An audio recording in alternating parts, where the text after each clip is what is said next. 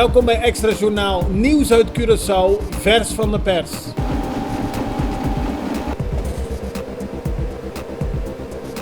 En dit is het nieuws van vandaag. Het Sint-Elisabeth Hospitaal stelt de verhoging van haar nieuwe tarieven voor medische handelingen voorlopig uit.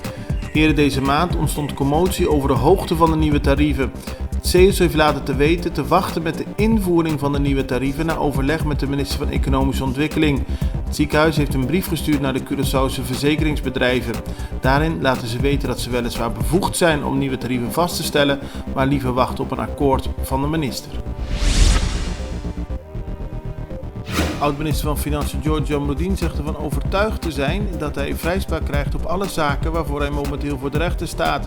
Daarbij gaat het niet alleen om de betrokkenheid bij de moord op Helmin Wiels, maar ook over het vervalsen van documenten en over een zaak waarbij hij wordt verdacht 450.000 gulden in eigen zak te hebben gestoken. Volgens Jamroudine wordt zijn telefoon tussen 2011 en 2016 afgetapt en is er geen enkel bewijs. Voor 110% is hij overtuigd van zijn vrijspraak. De zaak wordt verder behandeld op 10, 11 en 12 juni van dit jaar. De Nederlandse arts Elisa Jansen, ze is werkzaam bij het CEOS, werkt aan de opening van een kliniek die gratis gezondheidszorg gaat verlenen aan ongedocumenteerde, vooral Venezolaanse vluchtelingen. Jansen heeft daarvoor de Fondation Salud Patour opgericht. Daarvoor heeft ze van het Curaçaose ministerie van Volksgezondheid al een vergunning gekregen. Met de kliniek zal ze zich vooral richten voor zwangeren en kinderen en eerste lijnzorg voor vluchtelingen en ongedocumenteerden. De kliniek zal vooral draaien op vrijwilligers. Op dit moment is er een crowdfunding opgestart, zodat men binnenkort voldoende geld heeft om de kliniek daadwerkelijk te openen. Het screeningsproces van Nysa Scope Icenia als beoogd minister van Economische Ontwikkeling duurt al 7 weken. Maar er wordt niks over gezegd. Minister-president Eugène Ruggenaat zei gisteren inderdaad dat het proces nog niet afgerond is, maar dat hij geen mededeling kan doen over het verloop. Nysa Scope Icenia ontkende gisteren dat ze haar kandidatuur zou hebben ingetrokken. Ze wil nog steeds minister van Economische Ontwikkeling worden. Haar advocaat, Michael Bonaparte, zegt dat hij de afgelopen dagen niks meer over het proces heeft gehoord en dat men in afwachting is.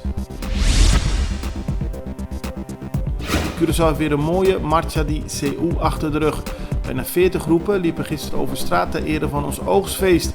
Het was een kleurrijk spektakel, het was een muzikaal spektakel en er waren veel mensen langs de kant van de weg. Het enige minpunt dat werd genoemd is dat soms grote ruimtes ontstonden tussen de verschillende groepen. Maar over het algemeen heeft iedereen zich uitstekend vermaakt bij de afsluiting van CU.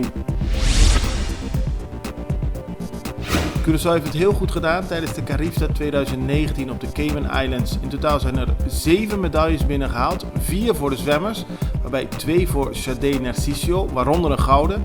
3 medailles werden bij atletiek binnengehaald, waarbij Matthew Sofia er 2 wist binnen te tikken. Een gouden medaille voor hoogspringen en een bronzen medaille voor hingstapspringen. En een bronzen medaille voor hordenlopen. We've got a good start. Lam and Sutherland running down for Jamaica. Lam and Sutherland attacking. Here comes Curaçao. Can Curaçao split them? It's very close.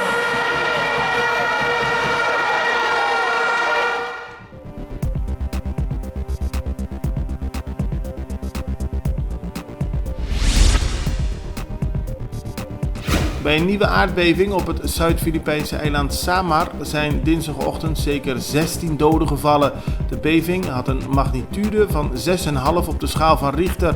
Op maandag werden de Filipijnen ook al getroffen door een zware aardbeving. Deze vond plaats in de stad Porac in de provincie Pampanga. De beving had een magnitude van 6,1 op de schaal van Richter. Hierbij kwamen in totaal 11 mensen om het leven. Dit was Extra Journaal met nieuws uit Curaçao in het Nederlands elke doordeweekse dag. Tot de volgende keer.